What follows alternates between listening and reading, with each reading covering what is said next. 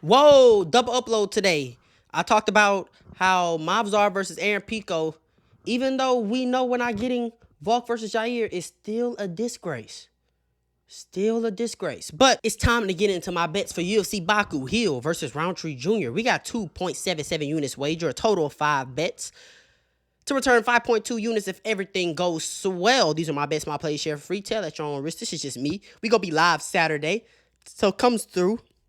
Hang out with your boy. Let's have some fun. Probably go play some more bets live, but that's live. That's different. You already know I dropped the casual parlay a few days ago at this point, and won a 3-card losing streak. Looking to bounce back.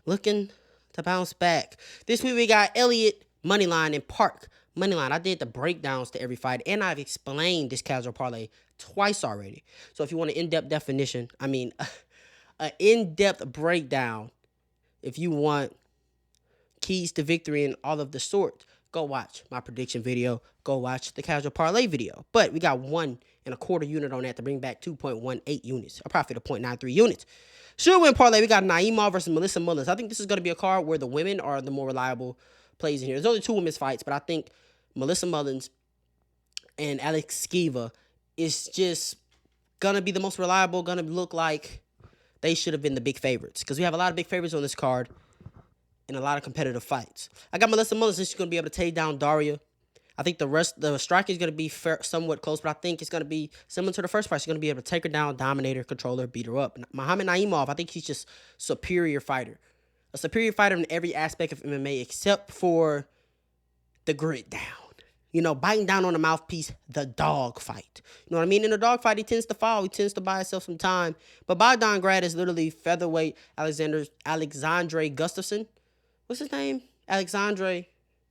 Whatever that boy name is. Listen, in a lot of weight classes, that ain't going to get it. Muhammad Naimov has everything. He has the striking, he has the wrestling, he has the grappling, he has submissions. But he can fade, and as fights go on, he can kind of be out-toughed, out-dogged. Bogdan Grad has the ability to do that. This is why Muhammad Naimov is on the should win instead of the casual parlay. But Muhammad Naimov is just a much better fighter everywhere. Half a unit on that to profit exactly half a unit. We only have one underdog/straight play here. We got Ignacio Bahamondes. At the making of this video, he's not an underdog anymore.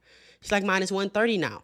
I got him at plus 105. I only put 0.3 of a unit on it because I wasn't super sold. As time has come and passed, I've become more confident in that pick. And I'm sure so have the bettors, as you can see how the line moves. But I don't think it makes sense for me to replace another bet on him when I got him at great value for what he's going for today. 0.3 units to profit 0.31 units. 2 props in mix and matches. Right here we got Irina Alekseeva. And we got the over 1.5 for Muhammad Naimov and Bogdan Grad. I think Muhammad Naimov is much better than Bogdan Grad everywhere. But I think Bogdan Grad is so tough and able to bite down the mouthpiece so much and take his beating and give beatings. So I think he can survive at least a round and a half. I'm not quite sure if this fight goes the distance, but I do. Muhammad Naimov is going to he's going to probably put an ass whooping on Bogdan Grad early. But I think Bogdan Grad's so tough, he's going to be able to weather those storms and survive, ultimately lose a decision though. And then Irina Alekseeva. Claudia Saigula looks like she can't defend herself when she's on the ground. Irina's a mad woman. Sambo background. She's going to keep it competitive on her feet. And when she gets her hands on this girl, Saigula's going for a fucking ride. She might not get up. She might not even make it to the end of a round. Here we go. And we got the over 2.5. I just played it today, right? I saw it was plus 100. I think both guys are tough. Both guys don't have extremely one-hitter quitter power. It took Alex Pereira. It took Yuri Prohashka for these guys to get finished. They don't have that kind of power. We know that we don't have that kind of power, and we know they're tough as fuck. So, I think it goes relatively long. Might not go all 5, but I think you can go over 2.5. And that's what I'm playing. Let me know where you disagree. Let me know what you're playing. Let's work together. Like, comment, subscribe, share to somebody I know they enjoy it. Just like you did. You ain't got to go home. Just got to get out of here, man. Yeah.